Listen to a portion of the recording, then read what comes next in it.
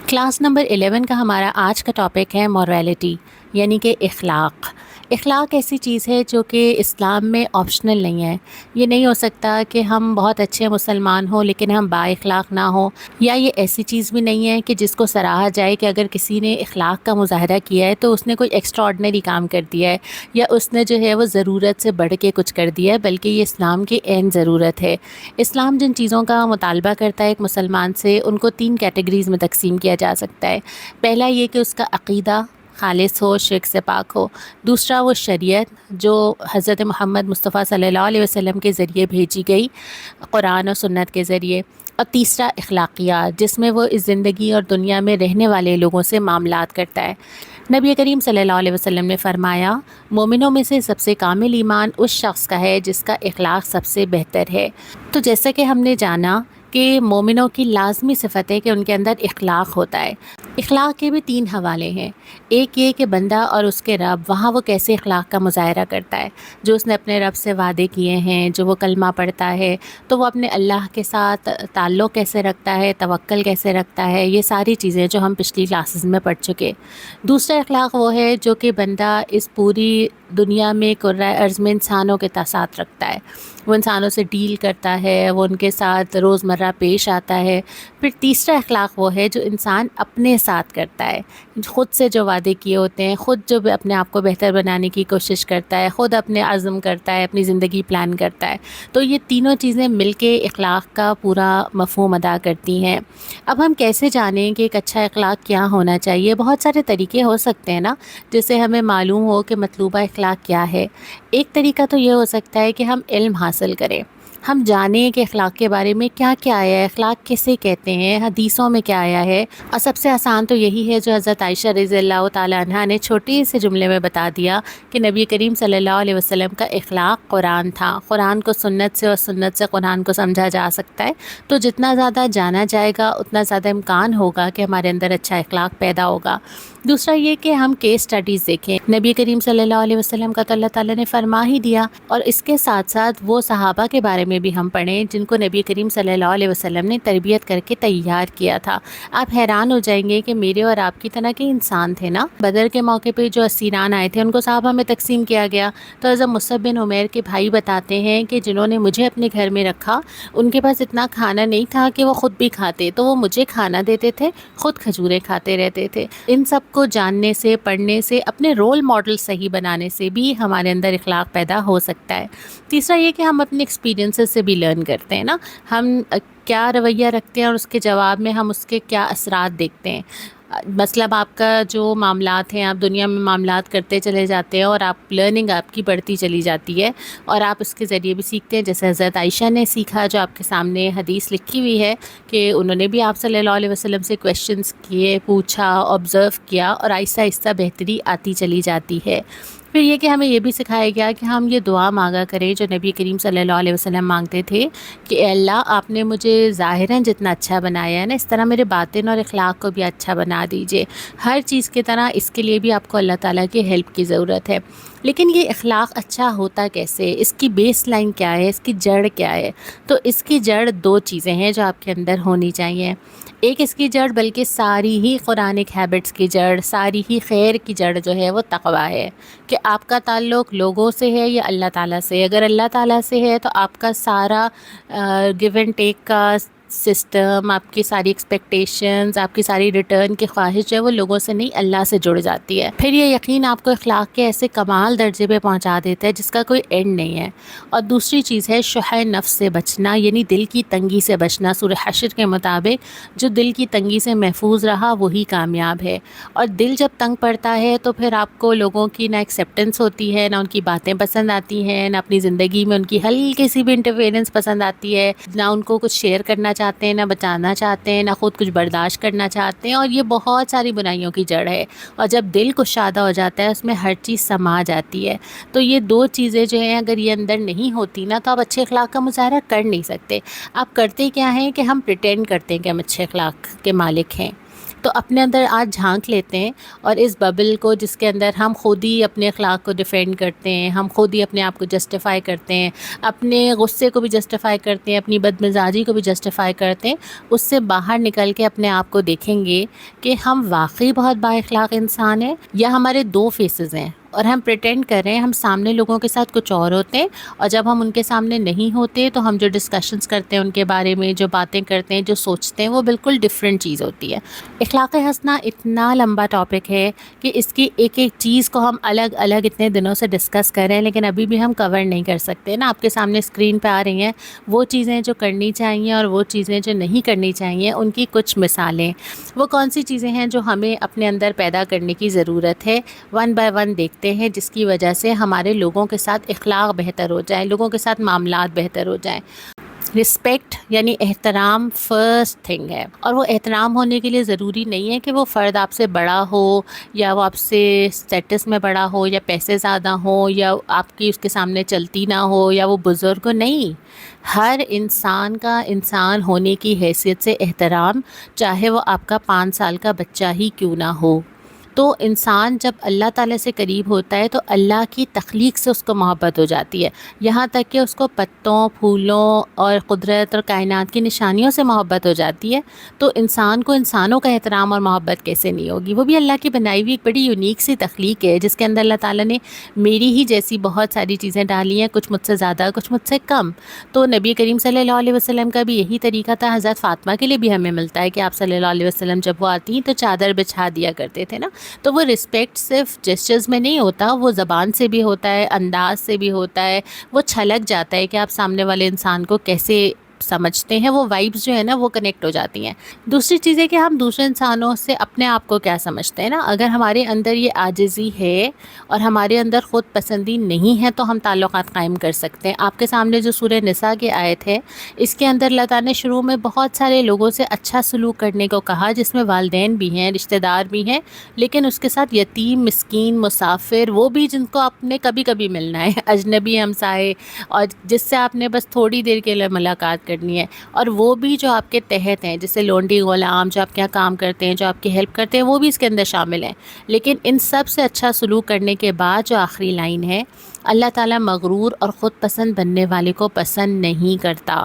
جہاں آپ کی اتھارٹی ہے نا، جہاں آپ کے ہاتھ میں چیزیں، وہاں پہ اگر آپ کے اندر یہ 2 صفات ہوں گی تو آپ لوگوں سے کبھی اچھا تعلق رکھ نہیں سکتے۔ اچھا، مغرور اور خود پسند بندہ ضروری نہیں ہے کہ وہ اکڑ ہی رہا ہو۔ کبھی کبھی یہ چیزیں چپکے سے دل میں جگہ بنا لیتی ہیں کہ میں کسی سے بہتر ہوں۔ پھر ایک اور چیز ہمارے اندر ہونا بہت ضروری ہے، وہ تحمل ہے، پیشنس ہے۔ ہم نے اتنی ساری بات اس کے اوپر کی نا، وہ تو ہم نے صبر پہ بھی کی تھی، اور تحمل بھی اسی کا ملتا جلتا لفظ ہے، اور وہ یہ ہے کہ کوئی آپ کے ساتھ کسی طرح بھی پیش آئے، آپ اس کے مقابلے میں اسی جگہ پہ اتر نہیں سکتے نا، مقابلے پہ نہیں آ سکتے، اور آپ کے اندر اتنا ظرف ہونا چاہیے کہ آپ کچھ چیزوں کو جانے دیں۔ جب ایک دیہاتی آ کے آپ صلی اللہ علیہ وسلم سے بدتمیزی کرتا ہے اور چادر ایسے کھینچتا ہے کہ گردن مبارک پہ نشان آ جاتے ہیں، لیکن آپ صلی اللہ علیہ وسلم کا ریئیکشن جو ہے وہ احسان پہ مبنی ہوتا ہے، آپ اس چیز کو جانے دیتے ہیں، اس کو خود ریئلائز ہو جاتا ہے۔ اور دوسرا یہ بھی ہوتا ہے کہ آپ کو اللہ تعالیٰ کے لیے بہت ساری چیزوں کو اپنے اندر سمو لینا ہوتا ہے، اپنے دل کے اندر ڈال کے نا بھول جانا ہوتا ہے، ان چیزوں کو یاد نہیں رکھنا ہوتا۔ پھر تعلقات قائم کرنے کے لیے ایک اور امپورٹنٹ چیز یہ کہ آپ بات کیسے کرتے ہیں، آپ کا وے آف ٹاکنگ کیا ہے۔ لیکن اس کے اوپر میں آج بات اس لیے نہیں کری کہ ہمارا ایک ٹاپک انشاءاللہ کمنگ ڈیز میں آ رہا ہے جس میں ہم کمیونیکیشن سکلز کے اوپر بات کریں گے۔ یہ ہو نہیں سکتا کہ ایک بندہ مومن ہو حدیث کے مطابق کہ وہ طعنہ دے، لعنت کرے، یا فحاشی میں بات کرے، یا بیہودہ گفتگو کرے، یہ نہیں ہو سکتا، کیونکہ جو آپ کے اندر ہوتا ہے، جو آپ نے اپنے اندر ڈالا ہوتا ہے نا، وہی آپ کی زبان، انداز، آنکھوں، جسچر، سب سے وہی باہر آتا ہے۔ اور یہی چیز پھر اس میں بھی منطبق ہوتی ہے کہ آپ کی اسمائل، آپ کا فیشل ایکسپریشنز، آپ کیا وائب دے رہے ہیں سامنے والے کو نا۔ تعلقات کا ایک بڑا حصہ جو ہے نا وہ صرف آپ کے ایکسپریشنز پہ مبنی ہے۔ کبھی کبھی آپ الفاظ سے کچھ نہ بھی بولے نا تو بہت دفعہ طعنے بھی نظروں سے دے دیے جاتے ہیں، کبھی غصے کا اظہار بھی نظروں سے ہو جاتا ہے، کسی کو اگنور کرنا ہے تب بھی نظریں جھکا لی جاتی ہیں، کسی کو پوائنٹ آؤٹ کرنا ہے تب بھی اس کو اس طرح دیکھ لیا جاتا ہے۔ آپ تو بہت اچھی طرح اس بات کو سمجھ رہے ہوں گے کہ ہمارے لوگوں سے تعلقات میں فیشل ایکسپریشنز کا کتنا بڑا ہاتھ ہے۔ فیشل ایکسپریشنز بہت سافٹ اور بہت زیادہ پلیزنٹ ہونے چاہیے کہ سامنے والے کو ایک اچھا احساس ہو۔ پھر یہ کہ اچھا پازیٹیو پازیٹیو ہیومر، مذاق کرنا، ایک لائٹ موڈ میں رہنا. ضروری نہیں ہے کہ آپ کی شکل پہ ایسے احساس ہو کہ آپ بہت ٹینس ہیں، یا آپ 10 لوگوں میں بیٹھے ہوئے ہیں تو آپ کل آپ جس کام کی وجہ سے بزی ہوں گے آج آپ نے ایک ٹینشن کریٹ کی ہوئی ہے، یا سب لوگ بیٹھ کے اگر باتیں کر رہے ہیں، کوئی ہلکا پھلکا ماحول ہے اور آپ وہاں پہ جو ہے وہ ایک عجیب طرح سے منہ بنا کے بھی کہنا چاہیے اور ایک سیریس ہو کے بیٹھے ہوئے نا. آپ صلی اللہ علیہ وسلم سے زیادہ کون ہوگا جس نے ایک پوری زندگی ٹینشنز کے ساتھ گزاری ہے. پوری زندگی میں شاید 1 سال بھی ایسا نہیں تھا جس میں کوئی ایسی چیز نہ آئی ہو جس نے آپ کے لیے بہت بڑا پرابلم یا اسٹریس کریٹ نہ کیا ہو. لیکن اس کے باوجود ہمیں واقعات ملتے ہیں، اپنے ازواج کے ساتھ مذاق کرنے کے بھی ملتے ہیں، صحابہ کی محفل میں مذاق کرنے کے بھی ملتے ہیں. مذاق پلیزنٹ ہونا چاہیے، اچھا ہونا چاہیے، سچ ہونا چاہیے. تو یہ حص مرنی نہیں چاہیے جو اللہ تعالیٰ نے آپ کے اندر ڈالی ہے کہ آپ اچھا ڈیسنٹ مذاق کر سکیں اور ایک ماحول کو خوشگوار بنا سکیں. پھر آپ کو ایک اچھا لسنر بھی ہونا چاہیے. اگر آپ نے کسی سے کنیکٹ کرنا ہے نا تو آپ نے اس کی باتیں سننی ہے، اور وہ آپ سے بات جب کرے گا جب آپ اس کی باتوں کو ڈینائی نہیں کریں گے. ہر بات میں یہ نہیں کہیں گے کہ نہیں نہیں یہ تم غلط سوچ رہے ہو، نہیں نہیں یہ تمہیں نہیں کہنا چاہیے، نہیں کچھ نہیں. وہ ساری باتیں آپ کر سکتے ہیں اگلی کسی سیٹنگ میں، بعد میں کبھی کر سکتے ہیں. لیکن جس وقت جو فرد آپ کو کچھ سنانا چاہے اس وقت جو کندھا دیتا ہے نا وہ دل کے قریب ہو جاتا ہے. یہ تو ہم سب کو پتہ ہے، آپ اپنا ہی یاد کر لیجئے. اگر کوئی ایک آپ کے پاس ضرور بندہ ہوگا کہ جب آپ کو کسی پہ نکالنی ہوتی ہے نا اپنی بھڑاس، جب آپ کو غصہ آ رہا ہوتا ہے تو آپ ڈھونڈتے ہیں اچھا اس کو میں کال کروں. کبھی کبھی بہنیں ہوتی ہیں، کسی کی کوئی فرینڈ ہوتی ہے، کسی کی کوئی بچوں میں سے بھی کوئی ہوتا ہے، کسی کے ہسبینڈ ہوتے ہیں، تو جس سے آپ دل کی بھڑاس نکالتے ہیں نا اور وہ ٹھنڈے دماغ سے بہت شفقت اور اس کے ساتھ اور آپ کو کچھ احساس دلائے بغیر، اس وقت نہیں احساس دلائے آپ کی غلطیوں کا اور خاموشی سے صرف سن لے، وہ شخص کتنا قریب ہو جاتا ہے نا. اس کے بعد جب نصیحت کرنی ہے اس کا وقت الگ ہوتا ہے. تو آپ بھی وہ کندھا بنے کہ لوگ آپ کے پاس آئیں، اپنی باتیں آپ کو تسلی سے سنا سکیں، اپنے اندر کا غبار نکال سکیں. تو ایک اچھا لسنر ہونا اچھے تعلقات اور اچھے اخلاق میں بہت امپورٹنٹ ہے. پھر یہ کہ جن لوگوں سے تعلقات رکھنے نا بڑا آسان ہے کہ ہم دور کے لوگوں سے تعلقات رکھیں، کیونکہ ان سے ہمیں کبھی کبھی ملنا ہوتا ہے. ونس ان اے وائل مل لیں گے، عیدوں پہ مل لیں گے، پارٹیز رکھ لیں گے، عید ملن، یا پھر یہ کہ 3 مہینے میں ایک دفعہ گیٹ ٹوگیدر رکھ لیں گے. مشکل تو رحم کے رشتے ہیں نا، قریب ترین رشتے جن سے آپ کو بار بار ملنا ہوتا ہے، جن سے آپ کو ملنا ہے. پھر ان میں ہر طرح کے ڈفرینس آئیں گے، پھر ڈفرینس آف اوپینین آئے گا، پھر اس میں تھوڑا بہت دل بھی خراب ہو جائے گا، لیکن ان کا جتنا ثواب ہے اور کسی رشتے کا نہیں ہے. اس میں شروع ہوتے ہیں آپ کے ماں باپ سے لے کے بہن بھائیوں سے لے کے پھر آپ کے خون کے رشتے، پھر آپ کے سارے وہ رشتے جن سے اللہ تعالیٰ نے آپ کو جوڑا ہے، آپ کے والد کی طرف کے رشتے اور والدہ کی طرف کے رشتے. اللہ تعالیٰ فرماتا ہے کہ میں رحمان ہوں اور صلہ رحمی بھی رحم سے ہے، اور میں نے اس کا نام اپنے نام سے رکھا ہے. جو اسے ملائے گا میں اسے رحمتیں دوں گا، اور جو اسے توڑے گا یا قطع کرے گا میں اسے اپنی رحمت سے منقطع کر دوں گا. اور اس کو کرنے میں ہمارا اپنا فائدہ ہے نا. رزق میں فراغی کا وعدہ کیا گیا، عمر دراز ہونے کا وعدہ کیا گیا، بلکہ فرمایا ہی گیا حدیث میں کہ وہ شخص صلہ رحمی کرنے والا نہیں ہے جو برابری کا معاملہ کرے. کوئی اچھا کر رہا ہے تو اس کے ساتھ اچھا کر لے، بلکہ صلہ رحمی کرنے والا وہ ہے جو دوسرے کے قطع رحمی کرنے پر بھی صلہ رحمی کرے. آپ کو یاد ہوگا ہم نے پہلے بھی یہ بات کی تھی کہ ہم دوسروں کے ایکشنز کے ذمہ دار نہیں ہو سکتے لیکن اپنے ہو سکتے ہیں نا. اگر یہ صلہ رحمی ون سائیڈڈ بھی چل رہی ہے، اگر یہ خاندانی رشتے ون سائیڈڈ بھی چل رہے ہیں، صرف آپ کی طرف سے بھی چل رہے ہیں، تو آپ سے اللہ تعالیٰ صرف آپ کے بارے میں پوچھے گا، ان کے بارے میں نہیں پوچھے گا. لیکن آپ نے یہ رشتے نبھانے اس لیے ہیں کہ اللہ تعالیٰ نے اس کا حکم دیا ہے. اور یہ کوئی اچھی بات نہیں ہے کہ آپ ان رشتوں کو اتنے ڈسٹنس پہ کر دیں گے، نہ کسی سے ملیں گے نہ کوئی بات ہوگی. ایسا نہیں ہے، ملنا بھی ہے، باتیں بھی ہوں گی، اسی کے درمیان سے وہ سارے اجر کے موقع نکلیں گے. حکم ہے کہ آپ رحم کے رشتوں کو قائم کریں. پھر رشتوں کو نبھانے اور اخلاق میں ایک چیز جس کا بہت اہم کردار ہے وہ نرمی ہے. یہ نرمی جو ہے نا یہ دل کے اندر بھی ہوتی ہے، جو ہم نے پہلے بات کی تھی نا جس کے اندر عاجزی ہوتی ہے، اس کے اندر یہ نرمی آ جاتی ہے کہ وہ لوگوں کو ایکسیپٹ کرنے لگ جاتا ہے. اس کے انداز میں، اس کے ہاتھ رکھنے میں، اس کے بولنے میں نرمی آ جاتی ہے. آپ صلی اللہ علیہ وسلم نے فرمایا جس کو نرمی کے ساتھ حصہ ملا اس کو خیر سے حصہ ملا، اور جو نرمی سے محروم رہا وہ خیر سے محروم رہا. پھر اسی طرح آپ کے سامنے جو بہت ساری لکھی ہیں، ابھی تو اور بھی بہت ساری تھیں لیکن میں نے صرف یہ 3-4 ہی لکھی جس میں اللہ تعالیٰ نے نرمی پہ بہت زیادہ پسند کا اظہار کیا ہے کہ اللہ کو پسند ہیں وہ لوگ جن کے اندر نرمی ہو. اب میں ذرا خود کو سوچتی ہوں، جس کے اندر نرمی ہوگی وہ چیخ کے بات تو نہیں کر سکتا. یہ تو نہیں ہو سکتا کہ وہ لوگوں سے روٹ کے ہی بیٹھ جائے. یہ تو نہیں ہو سکتا کہ کوئی اس سے منانے آئے اور وہ معاف نہ کرے. یہ نہیں ہو سکتا کہ وہ کسی کی کی مشکل پریشانی کا احساس نہ کرے. یہ بھی نہیں ہو سکتا کہ جب وہ ڈانٹنے پہ آئے تو ایک تھپڑ لگا دے اپنے بچوں کو اور چیخنا شروع ہو جائے. بہت ساری پرسنالٹی کا حصہ ہوتی ہیں نا، سختی بھی پرسنالٹی کا حصہ ہے اور نرمی بھی پرسنالٹی کا حصہ ہے. لیکن اللہ تعالیٰ نے پسند یہ کیا ہے کہ انسان کے اندر نرمی ہونی چاہیے، اس کو نرم مزاج ہونا چاہیے. جب یہ چیز پیدا ہوگی تو ایک اور چیز بھی ساتھ ہی پیدا ہوگی کہ لوگوں کی قدردانی شروع ہو جائے گی. ہم دیکھتے ہیں کہ آپ صلی اللہ علیہ وسلم نے تمام صحابہ، ہم اتنی ساری حدیثیں دیکھتے ہیں جس میں آپ نے اپنے صحابہ کا ذکر کر کے ان کی کسی نہ کسی کوالٹی کی تعریف کی ہے. ہر انسان کے اندر ڈفرینٹ کوالٹیز ہیں نا. ہم نے پہلے بھی یہ بات کی تھی کہ یہ نہیں ہو سکتا کہ اللہ تعالیٰ نے کسی کو کوئی کوالٹی نہ دی ہو، لیکن ہم ان چیزوں کی قدردانی ہی نہیں کرتے. مثلا اگر میرے گھر میں 5 لوگ رہتے ہیں تو 5 لوگوں میں کوئی نہ کوئی کوالٹی ایسی ہوگی کہ اس کی تعریف کرنی بنتی ہے، اس کو کہا جائے کہ تمہارے اندر یہ بہت اچھی کوالٹی ہے. میں یہ ساری چیزیں آپ کے سامنے جو اسکرین پہ آ رہی ہیں میں پڑھ رہی تھی کہ صحابہ رضی اللہ تعالیٰ عنہم اجمعین کے بارے میں، کہ آپ صلی اللہ علیہ وسلم نے کسی کی کوئی چیز کی تعریف کی ہے، کسی کی کوئی چیز کی تعریف کی ہے. اب اس کو پھر یہ سوچیں کہ میں نے اپنے گھر میں ہر فرد کی کس کس کوالٹی کی تعریف کی ہے. ہمیں کرنی چاہیے. اور ہم بہت ساری چیزوں کو یوں بھی ویلیو نہیں کرتے کہ اگر ہم چلتے پھرتے کہتے ہیں کہ یہ کر دینا، وہ کر دینا، بھاگ کے یہ کر دو. اگر کوئی بچہ ہے، اس کی رسپانسبلٹی کہ اس نے روزانہ فرض کریں پانی کا ڈسپینسر یا باٹل لگانی ہے، ہمیں ضرورت ہی نہیں لگتی کہ ہم اس کو کبھی کہیں اور احساس کریں کہ تم بغیر بولے میرا یہ کام کر دیتے ہو. یا یہ کہ اگر آپ کی بچی ہے جس کو آپ نے ڈیلی کوئی کام دیا ہوا ہے تو کبھی مہمانوں کے درمیان بیٹھ کے ہم یہ نہیں کہتے کہ یہ ماشاءاللہ ذمہ داری سے کرتی ہے.